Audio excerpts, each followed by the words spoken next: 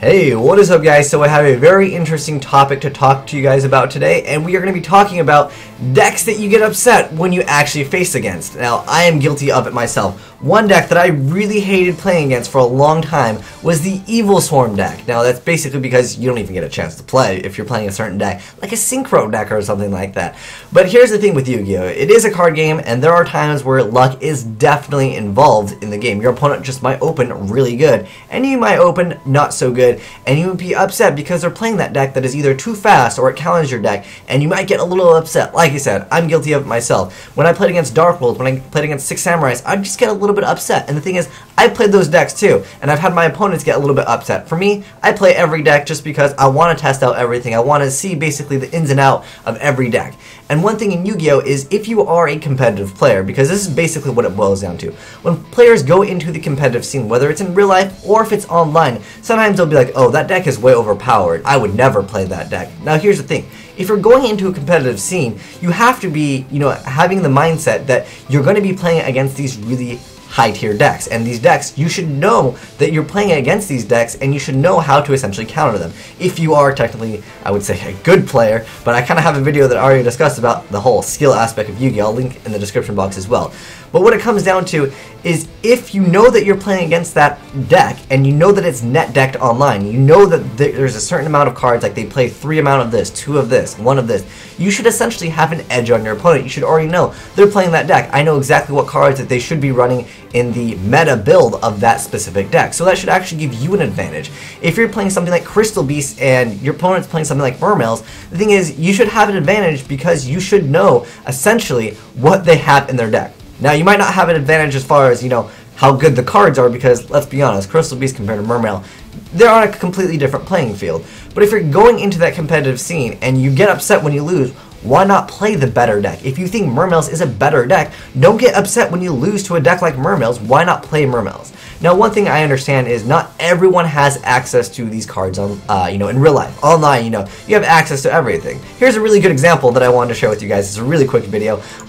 It's me playing Lightsworn, the new Lightsworn. This was a long time ago when this card first got announced. But anyways, basically, go for a first turn Judgment Dragon, he gets the effect of High Risk. I don't really care. But the thing is, I mill a Wolf with Charge Light Brigade, I go for Soul Recharge, milling another Wolf, and from here, I just discard the Garoth, and then I just go for game. I'm going to go ahead and just pause it because I want the DevPro music to continuously go on.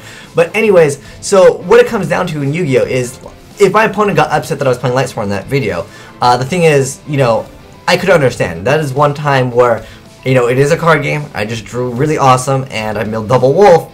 Got really lucky. It happens in Yu-Gi-Oh! That doesn't mean that Lightsworn is the best deck. But if he was to say something like, "Oh my gosh, that deck is way overpowered," and you're playing in ranked, you should expect to see these really, really powerful decks being played.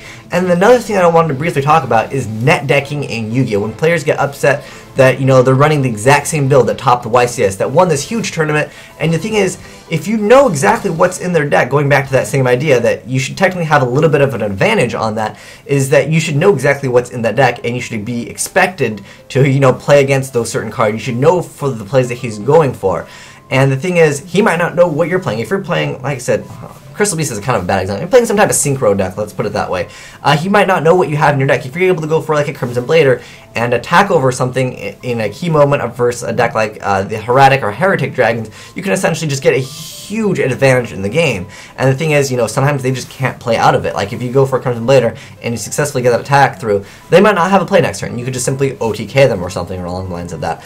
But really what it comes down to is if you're playing online, you should not be upset if you go into the ranked section and your opponent is playing a deck that you think is really good. If you think it's really good, why don't you play that deck? Because the thing is, if you're going into ranked, you know people are going to be putting their try-hard panties on. You know that they're going to be trying as hard as possible to win, because if they didn't want to win really hard, they'd probably just go into unranked. They might be testing something. You might be able to find a lot more unique decks in the unranked section. That's why I personally love the unranked section, because you get to see these interesting builds. Not to say that I don't play ranked.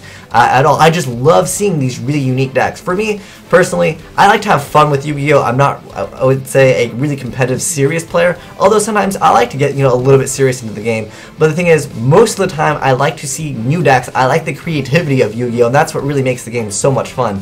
But you shouldn't be upset about a player net decking the best deck. If they're net decking the exact same deck that won a huge tournament. For example, let me give you an example, since I have, actually on this side, Call of Duty Black Ops 2. I got a nice poster of that. I love Call of Duty Black Ops 2 so much better than Ghost. And here's the thing, I love League play. That's one reason why I stick with Black Ops 2, is because League play is where I like to play.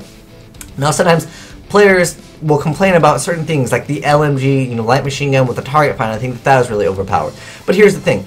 Everyone pretty much runs lightweight, toughness, dexterity. Are you going to get upset if you go into League play and be like, oh, you're running lightweight, dexterity, toughness? I was running hardwired, blind. You were running like, awful perks. That's your fault. They wouldn't give you any sympathy and be like, oh, okay, you're not running dexterity. Let me go ahead and just not aim down sights as fast as you, because I want to give you a fair chance, I guess you could say. But the thing is, you have access to those. Like I said, I know in real life, you might not have access to these. I mean, you might have the friends that you can borrow these cards with, so you can't go into their tournament playing with these cards. But if you're playing online, you shouldn't have any excuse to say, that deck is way overpowered. If that deck is way overpowered and you're going in to win and you think it's the best deck, why don't you play that deck? So then when you lose to that other deck that, apparently is not as good as yours, because like I said, if you're going into a competitive scene, play the deck that you think is the best deck. If you're playing online, you have access to everything, and if you want to rank up, that's highly what I recommend you to do, if that's what you want to do, if you really just want to win.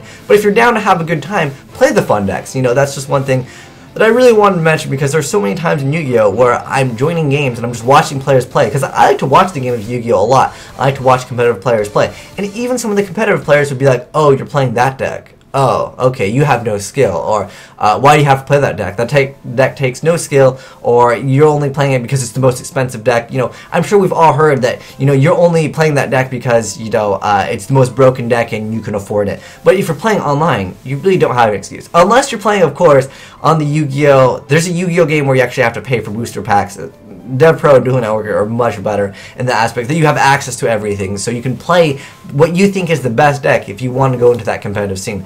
But like I said, you can still have fun with the game. I'm not saying that you should always play the best deck if you're going into ranked. I'm saying if you're going into ranked and you only want to win in Yu-Gi-Oh! And you only want to rank up, play the deck that you think is the best deck, whether you're net decking or you're playing the most OP card. Like, okay, I'm kind of at fault for this, because a lot of players have been like, Asian Eyes, since you uploaded that video, I've been running into nothing but this every other duel, and the thing is, I'm losing to this. And the thing is, if you think that this is a better deck, and you only want to win Yu-Gi-Oh!, play the deck that you think is the best. So I hope this gives you guys some insight on, not only my personal opinion, but, as well as, hey, sound off in the comment section. If you have any comments on this regarding this topic, I would love to hear it, because like I said, I'm guilty of it myself. When I've played against Six Samurais, when I played against Dark World, when I played against the Dragon Rulers, that was an excellent example. That deck was a very expensive deck in real life. But the thing is, online, you have access to these. If you're going into ranked and you only want to win, and you really get upset when you lose, and you're not playing the best deck, then you have your excuses. So don't use that excuse.